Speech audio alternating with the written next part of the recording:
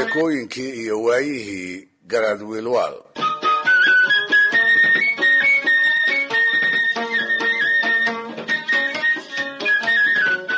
dhegaystayaal, xilligii wiilwaal talinayay iyo kadibba soomaalida hiddaheeda laguma aqoon madaxda cusubi inay ka leexdaan raggii hore ee ay guddoonka ka dhaxleen tabihii ay wax ku maamuli jireen. si fudud uma ay soo rogi jirin xeerar hor leh oo iyaga uun la fil ah. ha yeeshee guddoonka banka jigjiga iyo geyiga ku xeeran kolkii wiilwaal loogu dhawaaqay ayuu la soo baxay xaajo ugub ah oo uu hiddaha kaga bayray. sida qaramada casriga ahi yeelaan si u eg ayuu u abuuray xeerar isaga la da'ah, kuwaasoo uu fulintooda ka dhigay wax dusha ka saaran cid kasta oo taliskiisa hoos timaada, jabintoodana ciqaab weyn oo dilku ugu badnaa ay dadku ku mudan jireen. wuxuu guddoomiyey oo xeerka koowaadi ahaa marba geyigu hadduu geyi colaadeed yahay, nin kastaaba ha sheegtee in faras oo idil goob qura la isugu keeno laguna dhaqaaleeyo. oo faras keliyihii ma dagaalamee wuxuu iyana qasab ka dhigay dhallinyaradii tima cagaarta ahayd ee fardaha ku gulfi lahayd oo qalabkoodu u dhan yahayna inay isla goobtaas diyaar ku noqdaan. labada arrimoodba wuxuu uga jeeday feejignaan iyo haddii reeraha la soo weeraro in colka degdeg la isaga caabiyo oo marna aan tolka degnaan laga helin.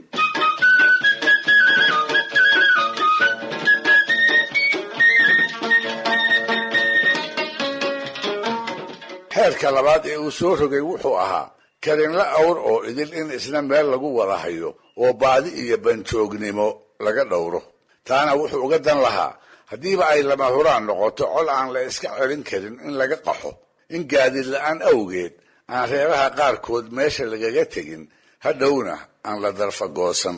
markaad haddaba u fiirsato fardaha, ciidanka iyo awrtaba siduu ugu taliyey ayay kuu caddaanaysaa in garaadku ahaa tabaha dagaal aqoonta nin wax weyne uga bilownaayeen. dhinaca diyaarka dhigidda joogtada ah ee ciidamadana aan wax u ogeyn ammaanduulayaashii la xilliga ahaa ee bari iyo galbeedba dunida ka caanbaxay.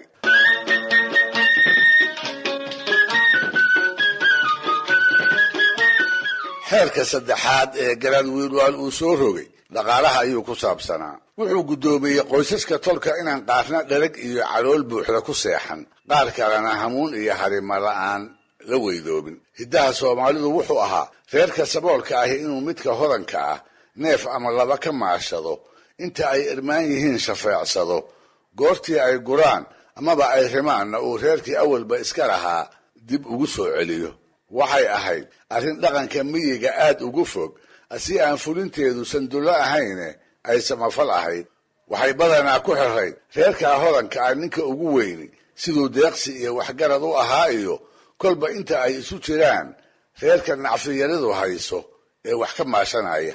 wiilwaal isagu dhaqankaas samafal kama dhigine qasab buu ka yeelay. reer geel badan exrada ugu jiro ayuu goor subaxa ku soo waabariistay. hal ama laba intuu ka soo eriyey buu reer aan tuluudna lagu ogeyn gacanta ka geliyey. nin awr badan leh ayuu laba ama saddex ka soo eriyey oo wax uu ku guuro aan haysan aqalkiisa ku hor arumay. waxay la ahayd kadin geela nin haysta oo dhiiraha carruurtiisa ay caanuhu ku baryaan iyo nin aan halina u foofayni intay tol wada noqdaan inay col ku soo duulay si wada jir ah ay ugu jirab dhigaan. taasina waxay i xusuusisaa laba meelisoo ku jiray allaha u naxariistay aadan guray maxamed cabdille ti xogatus ahaydoo nin ay hilba ahaayeen uu beri u mariyey. waa meelisyadii halqabsiga noqday ee ahaa nin ardaaga jiifa iyo nimaan soo afurinaynin inay hiil u soo wada ordaan sow-an garaf maaha.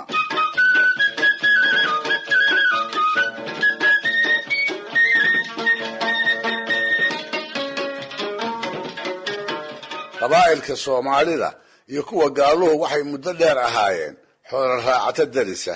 wixii ka horreeyey qarnigii 20aadna waxay labada qowmiyadoodii si joogto ah ugu halgami jireen lahaanshaha ceelasha iyo dhulka ay biyihiisu dhow yihiin ee waraabka xoolaha iyo dadkaba aan looga maarmi jirin. dhinaca soomaalida waxaa dirirtaa ugu badnaa wiilwaal iyo tolkii uu garaadka u ahaa.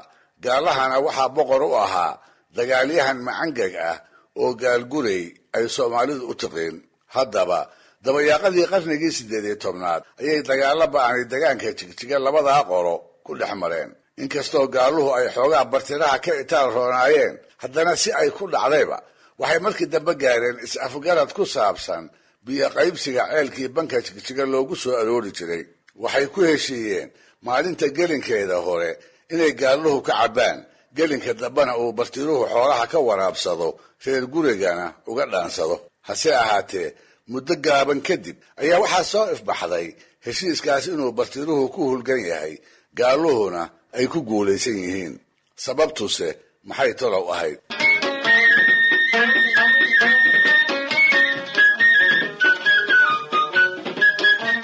waxaa la yidhi dhulka ay jigjiga ku taalli waa dhul jilicsan, sidaas darteedna ceesha laga qotaayo si fudud bay u duntaa.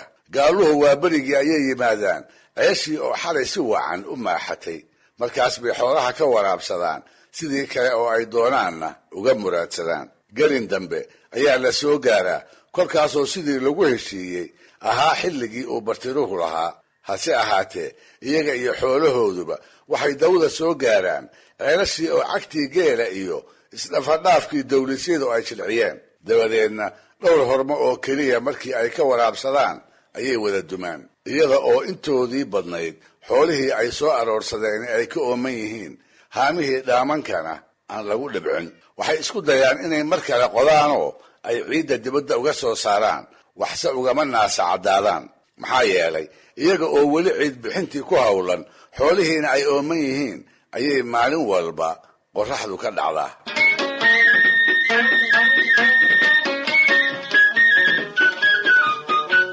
arrintaasi wiilwaal way u cuntami weyday. haddii uu ka cawdayna gaalgurey wuu uga garaabi waayey. markaas buu go'aansaday heshiiskii biyo qaybsiga ceelka jigjiga ku saabsanaa inuu buriyo. dabadeedna mahmaahdii ahayd ragciil cadaab buu ka doortay intay isdareensiiyeen ayay isaga iyo raggiisiiba waxay tala kaga ibabeeshay isla weynida gaalgurey inay dagaal ka xigaan. ha yeeshee tiro iyo hubba laga badane sidee bay wax yeelaan? oo dagaal waa lama huraane yay hiil u doontaanoo yay cudud iyo ciidan ugu irkan karaan. kolba waxay tala gorfeeyaanba ugu dambaystii waxay ka badin waayeen inay u qayla dhaansadaan soomaalidii xilligaa ugu ooda dhoweyd ee xagga bariga ka xigtay, kuwaasoo loo diray erga ka kooban odaya culculus oo uu garaadku soocay, aadna uu ugu kalsoonaa. maxaa xigi doona? dhegaystayaal, barnaamijkii dhaqanka iyo hidduhu maanta halkaa inoo joogo. waa inuu toddobaadka soo aadan iyo sheekooyin kale oo ku saabsan garaad wiilwaal hadduu eebba idmo.